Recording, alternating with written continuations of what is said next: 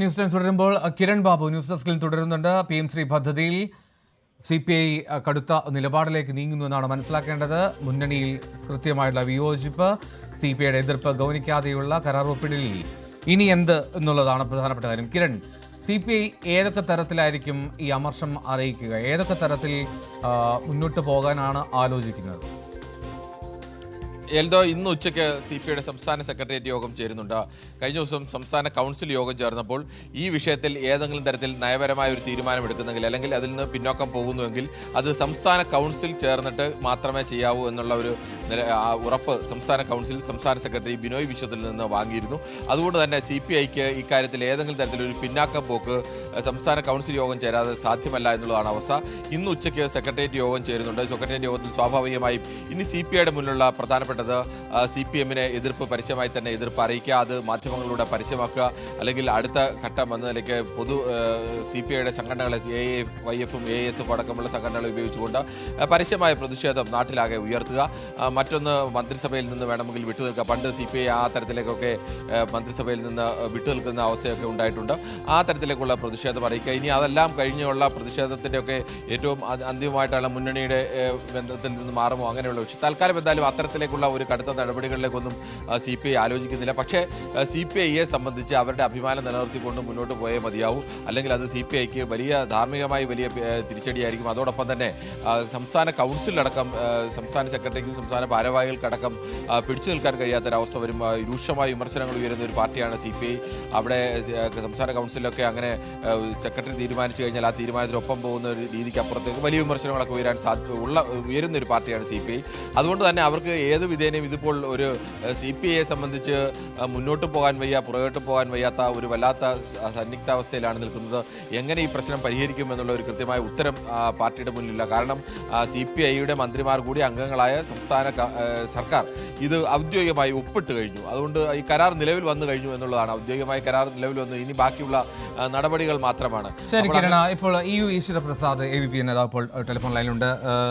ഈശ്വരപ്രസാദ്, ഇന്നലെ വിദ്യാഭ്യാസ വകുപ്പ് മന്ത്രിയൊക്കെ അനുമോദിക്കുന്ന തരത്തിലേക്ക് AVP മാറുന്ന സാഹചര്യമൊക്കെ ഉണ്ടായിരുന്നു ഈ കരാർ ഒപ്പിടലിൽ. എന്താണെങ്കിലും ഈ ഒരു തരത്തിൽ ദേശീയ വിദ്യാഭ്യാസ നയത്തെ വലിയ തോതിൽ എതിർത്ത LDF സർക്കാർ, ഇടതു മുന്നണി ഇപ്പോൾ ഇത്തരത്തിലൊരു കരാർ ഒപ്പിടലിലേക്ക് വരുമ്പോൾ എന്താണ് അതിന് കാരണം? നോക്കാം, നമ്മുടെ കേരളത്തിലെ വിദ്യാഭ്യാസ മേഖലയുടെ പുരോഗതി കഴിഞ്ഞ കുറെ നാളുകളായിട്ട് പിന്നോട്ടാണ്. അത് മുന്നോട്ട് പോകണമെങ്കിൽ വലിയ രീതിയിലുള്ള സാമ്പത്തിക ബുദ്ധിമുട്ടുകൾ അത് പരിഹരിക്കപ്പെടണം. വലിയ രീതിയിലുള്ള വികസനം വിദ്യാഭ്യാസ മേഖലയിൽ ഉണ്ടാവണം. അതിന്റെ ഭാഗമായിട്ടാണ് ഈ PM3 പദ്ധതി ഒപ്പിടാൻ വേണ്ടി തീരുമാനിച്ചിട്ടുള്ളത് എന്നാണ് ഞാൻ മനസ്സിലാക്കുന്നത്. കാരണം PM3 പദ്ധതി വലിയ രീതിയിൽ വിദ്യാഭ്യാസ മേഖലയിൽ മുന്നേറ്റം ഉണ്ടാക്കുന്ന പദ്ധതിയാണ്. അതിന്റെ ഭാഗമായിട്ടാണ് ഇതിൽ ഒപ്പിടാൻ വേണ്ടി തീരുമാനിച്ചിട്ടുള്ളത്. ഈ പദ്ധതിയുമായിട്ട് ബന്ധപ്പെട്ട് മുന്നോട്ട് പോകണമെന്ന് ഏപ്രിൽ 18-ന് വിദ്യാഭ്യാസ മന്ത്രിയെ നേരിട്ട് കാണുകയും നിവേദനം നൽകുകയും ഒക്കെ ABVP ചെയ്തിരുന്നു. അന്ന് CPIയുടെ എതിർപ്പിനെ കുറിച്ച് അദ്ദേഹം സൂചിപ്പിച്ചിരുന്നു. പക്ഷേ ഈ അധ്യയന വർഷം ആരംഭമായിട്ടും ഒപ്പിടാത്തത് മൂലം ABVP ശക്തമായ സമരവുമായിട്ട് മുന്നോട്ട് പോവുകയായിരുന്നു. കരിങ്കൊടി കാണിക്കൽ ഉൾപ്പെടെയുള്ള വലിയ സമരങ്ങൾ നയിക്കുന്ന സമയത്ത് അദ്ദേഹം ചർച്ചയ്ക്ക് വിളിക്കുകയും ആ ചർച്ച നടക്കുന്ന സമയത്ത്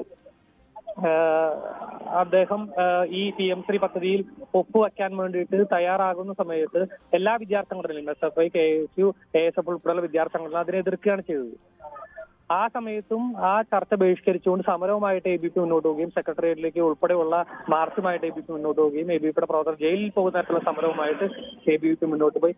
അതിന്റെ അവസാനമായി ഇന്ന് ഈ PM3 പദ്ധതിയിൽ ഒപ്പുവയ്ക്കുന്ന ഒരു സാഹചര്യത്തിലേക്ക് വന്നിട്ടുണ്ട്. ഇത് ABVP വിദ്യാർത്ഥികളുടെ ഈ സന്തോഷത്തിൽ, നമുക്കറിയാം വലിയ വികസനം വിദ്യാഭ്യാസ മേഖലയിൽ ഉണ്ടാകുന്ന ഒരു സാഹചര്യമാണ്. ആ സന്തോഷത്തിൽ ABVP പങ്കുചേരുന്നു. അതോടൊപ്പം തന്നെ നമുക്കറിയാം ASF ഇതിനെ എതിർക്കുന്നുണ്ട്.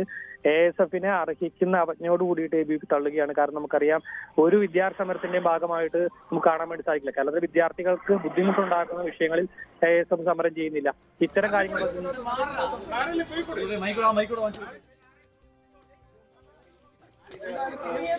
ഓക്കെ, ഇപ്പോൾ ബിനോയ് വിശ്വം CPI സംസ്ഥാന സെക്രട്ടറി ഇപ്പോൾ മാധ്യമങ്ങൾക്ക് മുന്നിലുണ്ട്. അദ്ദേഹത്തിന്റെ വാക്കുകളിലേക്ക് നിർണായക പ്രതികരണം പ്രതീക്ഷിക്കാൻ സ്വാഭാവികമായും.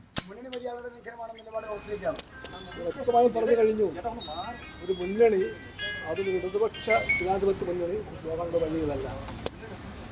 ആ വഴി അപ്പോൾ എന്താണ് നമുക്ക് മുന്നിലുള്ള പോംവഴി എന്ന CPIക്ക് മുന്നിലുള്ള പോംവഴി? കൂട്ടായി അന്വേഷിക്കാൻ നമുക്ക് പോംവഴികളൊക്കെ ഉണ്ടാക്കും.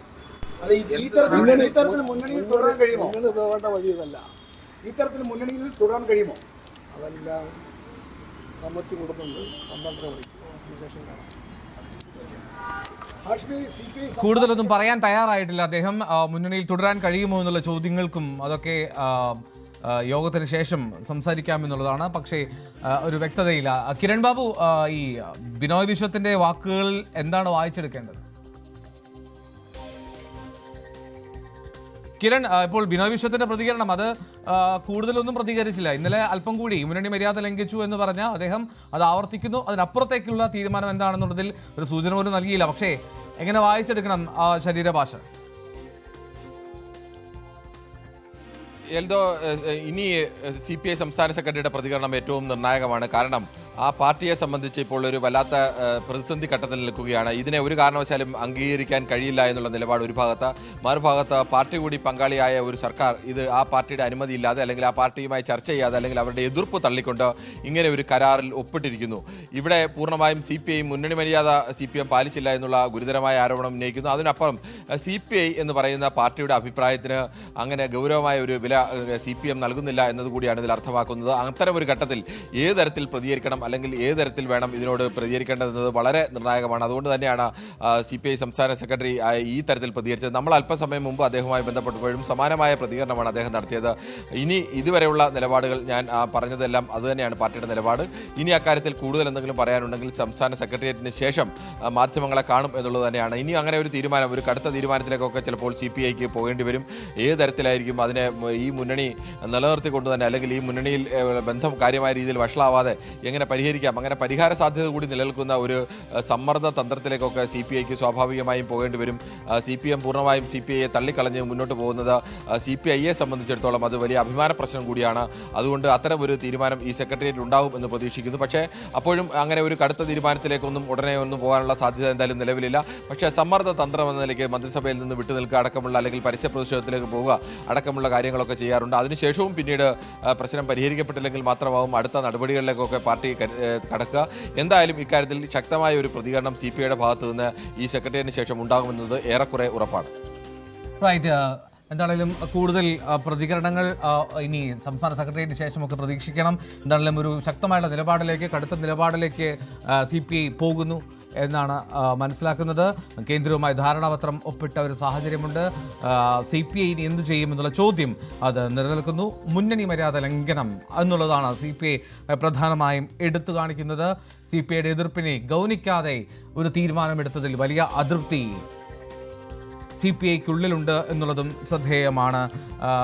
കിരൺ, ഈ എന്താണെങ്കിലും കരാർ ഒപ്പിട്ടു. ഇനി നേരത്തെ കിരൺ സൂചിപ്പിച്ച പോലെ തന്നെ മുൻപും ഇങ്ങനെ മന്ത്രിസഭയിൽ നിന്നൊക്കെ വിട്ടുനിൽക്കുന്ന സാഹചര്യത്തിലേക്കൊക്കെ തീരുമാനത്തിലേക്കൊക്കെ CPI പോയിട്ടുണ്ട്. പക്ഷേ ഇക്കുറി അത്തരം കടുത്തൊരു തീരുമാനത്തിലേക്ക് പോകാനുള്ള സാധ്യതയുണ്ടോ? കാരണം CPI സംബന്ധിച്ച് ഇതൊരു വല്ലാത്ത അവഗണനയാണ്. അമർഷം പ്രകടിപ്പിച്ചു, അതൃപ്തി അറിയിച്ചു. ഇതിനപ്പുറത്തേക്ക് എന്നിട്ടും CPI കരുതുന്നില്ലല്ലോ, കണക്കാക്കുന്നില്ലല്ലോ എന്നുള്ളൊരു പ്രശ്നമില്ലേ അവിടെ? ഇത് രണ്ട് രീതിയിലാണ് പ്രധാനമായും CPI കാണുന്നത്. നേരത്തെ മാവോയിസ്റ്റ് വിഷയത്തിലായിരുന്നു. മാവോയിസ്റ്റ് വേട്ട സംബന്ധിച്ച് കേരളത്തിൽ മാവോയിസ്റ്റ് ഏറ്റുമുട്ടലിലൂടെ കൊലപ്പെടുന്ന അവസ്ഥയൊക്കെ ഉണ്ടായപ്പോൾ അത് CPMൻ്റെയും CPIയുടെയും ദേശീയ നയത്തിന് വിരുദ്ധമാണ് അത്തരം ഒരു ഏറ്റുമുട്ടൽ നടത്തുന്നത്. ഈ കഴിഞ്ഞ തവണയടക്കം മുഖ്യമന്ത്രി ഡൽഹിയിൽ നടത്തിയ പ്രതികരണത്തിൽ വ്യക്തമാണ്. മാവോയിസ്റ്റുകളുടെ ഈ വിഷയങ്ങളെ ചോദിക്കുമ്പോൾ ഫണ്ട് കിട്ടാൻ വേണ്ടിയുള്ള കാര്യങ്ങൾ